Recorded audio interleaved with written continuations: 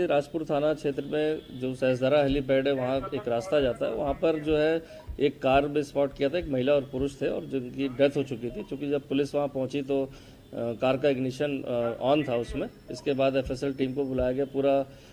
गाड़ी का निरीक्षण भी किया गया था। कोई इसमें बॉडी पर कहीं कोई जाहिरा चोट और कहीं कोई संदिग्धता प्रकट नहीं हो रही थी। पोस्टमार्टम के लिए जब डेड बॉडी को भेजा गया था तो पोस्टमार्टम के बाद रिपोर्ट जो प्राप्त हुई है उसमें प्रथम दृष्टया जो कार्बन मोनोऑक्साइड उनके जो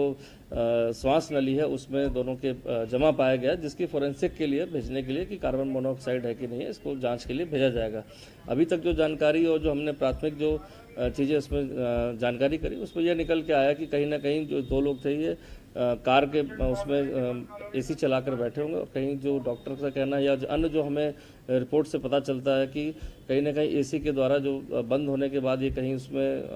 अर्ध सो गए उसमें, या कार्बन मोनोऑक्साइड किसी तरह से उसमें निकली है, जिसके बाद चूंकि उस पर जो फॉग शीशे पर भी लगे हुए थे तो ऐसा एक्सपर्ट्स ने भी ओपिनियन में बताया है कि कभी कभी जब हम कार के शीशे बंद करके एसी चला के लेटते हैं, अगर उस पर नींद आ जाए और इसके बाद कार का एसी ऑन रहे तो काफ़ी समय बाद अगर कार का मूवमेंट नहीं है तो उसमें चांस रहता है एग्जॉस्ट का अगर कोई उसमें ब्लॉक हो गया है तो उसमें कार्बन मोनोऑक्साइड की संभावना रहती है। इसी बात की पुष्टि पोस्टमार्टम रिपोर्ट में भी आई है, चूँकि किसी भी जाहिरा चोट या किसी अन्य तरह से